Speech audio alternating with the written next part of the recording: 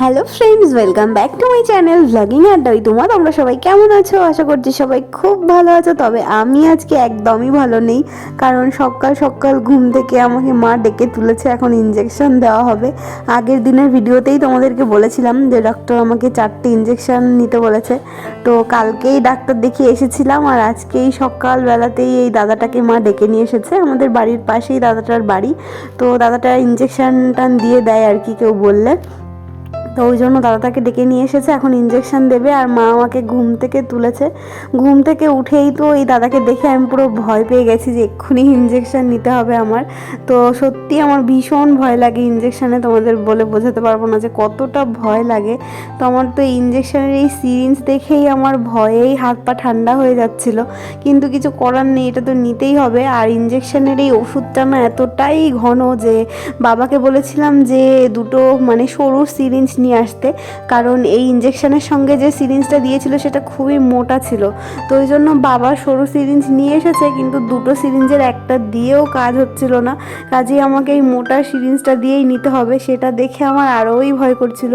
আমি তো এদিকে পুরো কান্নাকাটি শুরু করে দিয়েছি, মানে এখন ভিডিওটা এডিট করতে গিয়ে নিজেরই হাসি পাচ্ছে, কিন্তু তখন সত্যিই আমি ভীষণ কান্না করছিলাম। মা কান্দিস না, কিচ্ছু হবে না।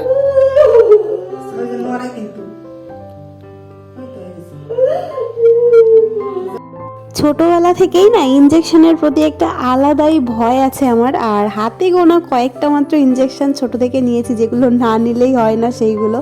আর আজকে এই ইঞ্জেকশানটা সব ইঞ্জেকশানের থেকে আলাদা, মানে যখন আমার হাতে ইঞ্জেকশানটা দিল তারপরে মনে হচ্ছে যে আমার হাতটা পুরো ছিঁড়ে যাচ্ছে, এতটা ব্যথা করছিল। আর ওই যে বললাম না যে ওষুধটা খুব ঘন, ওই জন্যই এতটা ব্যথা হয়েছিল। আর দাদাটা বলেই দিয়েছিল যে ইঞ্জেকশানটা নেওয়ার পরেও খুব ব্যথা হবে, আর সত্যিই তাই। মানে আমি যেদিন ইঞ্জেকশন নিয়েছি তারপরে প্রায় 1 সপ্তাহ আমি হাতটা নড়াতেই পারিনি, না ওই হাত দিয়ে কোনো কাজ করতে পেরেছি। ভীষণই কষ্ট হয়েছে। এই যে এখন আমি হাতটা তোলার চেষ্টা করছি, কিন্তু তুলতেই পারছি না, এতটা ব্যথা লাগছে, মানে কি বলবো। এখনও ভিডিওটা দেখে আমার সেই দিনের কথাটা মনে পড়লে গায়ের কাটা উঠে যাচ্ছে, মানে এতটা মানে ব্যথা লেগেছিল আমার। তো ওইদিকে তো মা আমাকে ইঞ্জেকশনের জায়গাটাতে একটুখানি ম্যাসাজ করে দিচ্ছিল, যাতে ওষুধটা ঠিকঠাক করে তাড়াতাড়ি করে পাস হয়ে যায়, কারণ এক জায়গায় না ওষুধটা জমা হয়েছিল, ফুলেছিল, ওই জন্যই একটু বেশি ব্যথা করছিল। তো এই যে ইঞ্জেকশন নিয়ে আমি এখন কম্বল মুড়ি দিয়ে শুয়ে আছি, কারণ আমার আর কোনো কাজ করার উপায় নেই, এতটাই ব্যথা। Good morning guys, welcome back to my channel blogging আড্ডায়। তোমরা সবাই কেমন আছো? আশা করছি সবাই খুব ভালো আছো। তবে আমি আজকে খুব একটা ভালো নেই, তোমাদের বলতে পারছি না যে আমি অনেকটা ভালো আছি। তার কারণ হচ্ছে আজকে আমার ইঞ্জেকশন আছে, তো ভীষণ ভয় লাগছে। ইঞ্জেকশন আমি খুবই ভয় পাই। আর কি বলবো, আগের সপ্তাহে যেদিন ইঞ্জেকশন ছিল, আগের শুক্রবারে ইঞ্জেকশন ছিল, তো ওই দিন এত ব্যথা লেগেছিল কি আর বলবো, মানে পুরো একটা সপ্তাহ ধরে। এই আগের দিন বাঁ হাতে ইঞ্জেকশন হয়েছিল, তো এখনও পর্যন্ত আমার হাতের ব্যথাটা ঠিক হয়নি। আর আজকে তো পুরো ডান হাতে ইঞ্জেকশন দেবে, তো কী করে যে এই একটা সপ্তাহ আমি চলবো বুঝতে পারছি না। আর এত ব্যথা লাগে, সেই সাথে পরে এত ব্যথা হয় হাতে, কি বলবো। তো এখন সকালবেলা উঠে আমি ফ্রেশ হয়ে নিয়েছি, এখন বাজে 8:30। তাই একটু পরেই দাদাটা আসবে ইঞ্জেকশন দিতে। আর এখন ওই জন্য ওষুধগুলো খেয়ে নেবো সকালকার, যেহেতু ডান হাতে দেবে, যতটা কাজ এগিয়ে রাখা যায়। ভাতটাও খেয়ে নিলে ভালো হতো, তবে এত সকালে ভাত খেতে পারবো না। ওষুধ খাবো আর একটু বিস্কিট ড্রাই ফ্রুটসগুলো খেয়ে নেবো, পরে ইঞ্জেকশন নিয়ে তো খানিকক্ষণ শুয়ে থাকতে হবে, নাহলে কিচ্ছু করতে পারবো না। তারপরে উঠে দেখি কি করি, ভাত খাই কিনা। তো চলো আমি আগে ওষুধটা খেয়ে নিই। এই যে সকালবেলায় খালি পেটে আমার 3টে ওষুধ থাকে, 3টে ওষুধ নিয়ে নিয়েছি, এখন এগুলোকেই খেতে হবে। একে তো ওষুধ খেতে আমি মানে ভালোবাসি না, ওষুধ খেতে কেউই ভালোবাসে না যদিও, কিন্তু আমার খুব কষ্ট হয় ওষুধ খেতে, ওষুধ গিলতেই পারি না। সেখানে এখন না প্রত্যেক দিন আমাকে 12টা করে ওষুধ খেতে হচ্ছে, এই তো এক যন্ত্রণা। তার উপরে আবার আছে ইঞ্জেকশন, প্রত্যেক সপ্তাহে একটা করে। একটা সবে নেওয়া হয়েছে, এখনও তো 3টে বাকি আছে, পরে আরও কত ইঞ্জেকশন দেয় বাবা গো। চলো আপাতত দুঃখ না করে এই ওষুধ কটাকে গেলা যাক। ভাল লাগে না ওষুধ খেতে খেতে জীবনটা, মানে কি বলবো।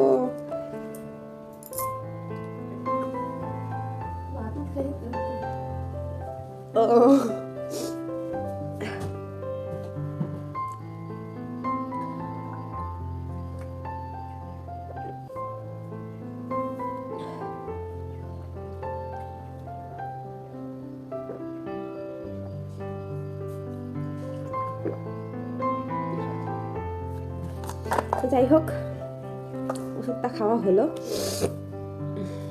তো এই যে এদিকে দুটো বিস্কিট আর কয়েকটা ড্রাই ফ্রুটস নিয়ে নিয়েছি। খুব বেশি নিইনি, কারণ এত সকালে না একদমই খেতে ইচ্ছে করে না। আর খেজুর তো মাত্র একটাই নিয়েছি, কারণ এত মিষ্টি না খেজুরগুলো যে একটা খেতেই সকালবেলা গা গুলিয়ে ওঠে পুরো। চলো এইটুকু আগে শেষ করি, কারণ কখন যে দাদাটা চলে আসবে বুঝতেই পারছি না। আর সত্যি কথা বলতে কি জানো তো, আজকে তো ইনজেকশন হবে, তো প্রত্যেক শুক্রবারেই একটা করে ইনজেকশন হবে। তো কালকে বিকেল থেকে আমার যখন থেকে মনে পড়েছে যে আজকে আমার ইনজেকশন, তখন থেকে এখনো পর্যন্ত আমার এত ভয় করছে কি বলবো। আসলে আগের দিন তো কান্নাকাটি করে একাকার অবস্থা, আজকে যে কতদূর কি হবে বুঝতে পারছি না। তো দেখা যাক কি হয়। একদমই ভালো লাগছে না। আরও আজকে নিলে আরও দুটো ইনজেকশন। সব থেকে বড় কথা, যদি ব্যথা না হতো পরে। ইনজেকশন লাগানোর সময় তো ভয় লাগে ঠিক আছে, কিন্তু ইনজেকশন লাগানোর পরে যদি ওই ব্যথাটা না হতো তবুও বা সহ্য করা যায়, কিন্তু এত ব্যথা হয় কি বলবো। তবে ওই কথাই বলে না যে মা হওয়া মুখের কথা নয়, সত্যি সেটা এখন আমি একদম হাড়ে হাড়ে টের পাচ্ছি যে মানে মা হচ্ছে বলে যতটা না আনন্দ পাচ্ছি, মানে আনন্দটা অনেক বেশি, কিন্তু সত্যি অনেক কষ্ট করতে হয় মা হতে গেলে। সবাই ঠিকই বলে যে মা হওয়া মুখের কথা নয়, অনেক কষ্ট করতে হয়। তো কি করব, এইটুকু কষ্ট তো সহ্য করতেই হবে পুচকুটাকে দেখার জন্য, তাই না? তো ওর কথা ভেবে একটু একটু সহ্য করার চেষ্টা করি, কিন্তু যাই হোক দেখা যাক কি হয়।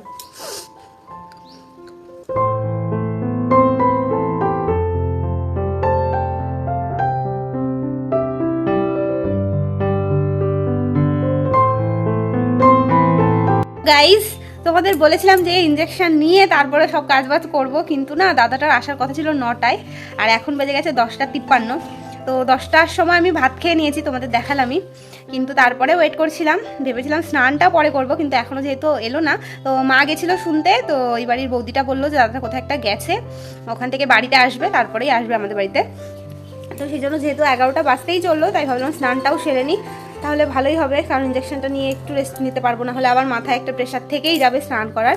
তো ওই জন্য স্নান সেরে নিয়েছি। আর এদিকে রিমায় যে শুয়ে আছে, ও টায়ার্ড হয়ে গেছে সকাল থেকে কাজ করে করে, আর আমি তো একেই ও সারাক্ষণ কাজ করতে থাকে, আর এখন তো আমার পেছনে আরোই কাজ করতে হয়। অনেক অনেক ভালো বুনু আমার, অনেক টেক কেয়ার করে আমার, সত্যি অনেক টেক কেয়ার করে, কারণ ও বাড়িতে না থাকলে সেদিন আমার খাওয়া দাওয়া কিচ্ছু ঠিকঠাক হয় না। আর যত মানে ফল খাওয়া যা খাওয়া সব কিছু একদম মুখের সামনে সাজিয়ে এনে দেয় আমাকে। তো ওর নামে ভালো ভালো কথা বলছি বলে ভেঙাচ্ছে আবার আমাকে। না সত্যি খুব টেক কেয়ার করো, সত্যি অনেক খেয়াল রাখছে আমার, তো থ্যাংক ইউ। অবশ্য খেয়াল তো রাখতেই হবে না, আমি পুচকুকে গিফট করবো তাই না। ভাত টাত খেয়ে ভয়ে ভয়ে বসেছিলাম, মনে হচ্ছিল এই বুঝি চলে এলো ইঞ্জেকশন দিতে দাদাটা, এই বুঝি চলে এলো। আর ভাবতে ভাবতেই দেখো সত্যি সত্যিই চলে এসেছে, আর আমার এত ভয় লাগছে আজকে, আবার কি বলবো, আগের দিন ইঞ্জেকশনটা নিয়ে যেন আরও ভয়টা বেড়ে গেছে, যে এতটা ব্যথা হয়েছিল, তো সেই কথাটাই মনে পড়ছে যে আজকে আবার নিলে তো আবার সেম সেরকমটাই হবে। কিন্তু আজকে মনে মনে একটা জিনিস ঠিক করেছিলাম যে আজকে আমি একদমই কান্না করব না, কিন্তু না শেষ পর্যন্ত আর এই কথাটা রাখতে পারিনি।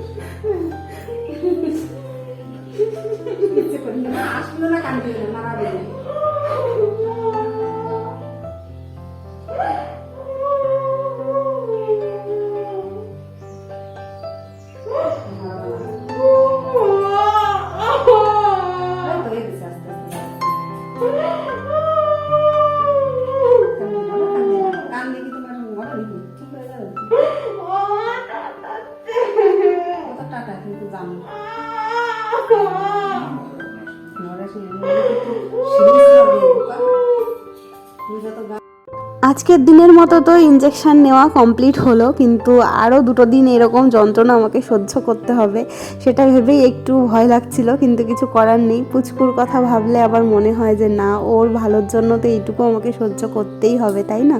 তো যাই হোক, ইঞ্জেকশন নিয়ে দেখো এদিকে আমি শুয়েছিলাম, রিমা আমার হাতে একটু মাসাজ করে দিচ্ছিল, কারণ পুরো হাতটা যন্ত্রণায় ফেটে যাচ্ছিল।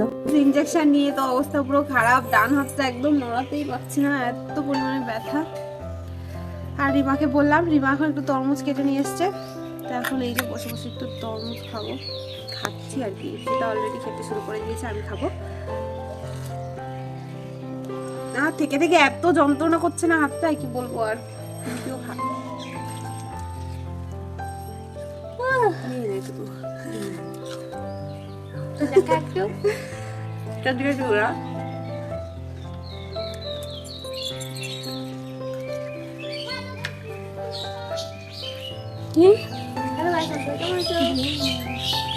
আর এটা হচ্ছে আমার 3য় ইঞ্জেকশনের দিন। তবে সকালবেলাতে আমি আর মা যাচ্ছিলাম আমাদের বাড়ির পাশের বাড়িতে, এই যে অঙ্গনওয়াড়ি স্কুলটা আছে ওখানে।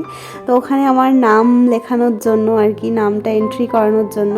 তো এখানে এসে দেখলাম যে এখানে লুচি বানানো হচ্ছিল, সবাই মিলে গল্প করছিল, লুচি বানাচ্ছিল।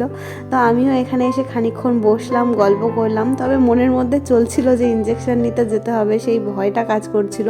তবে এই দিন না আমাদের বাড়িতে আর দাদাটা আসতে পারেনি, দাদাটার স্কুল ছিল, ওই জন্য আমাকে দাদাটার বাড়িতে যেতে হয়েছিল, তাই জন্য সেরকম কোনো ভিডিও করতে পারিনি। তো যাই হোক, ভিডিওটা তোমাদের কেমন লাগলো অবশ্যই কমেন্ট করে জানাবে। দেখা হবে তোমাদের সঙ্গে নেক্সট ভিডিওতে। আর এই যে ওই দিনই বিকেলবেলায় বসে বসে সবাই মিলে একসঙ্গে গল্প করছিলাম। তো চলো আজকে গল্প করতে করতে ভিডিওটা শেষ করছি। তোমরা সবাই খুব ভালো থেকো, সুস্থ থেকো, আনন্দে থেকো। চলো, বাই বাই।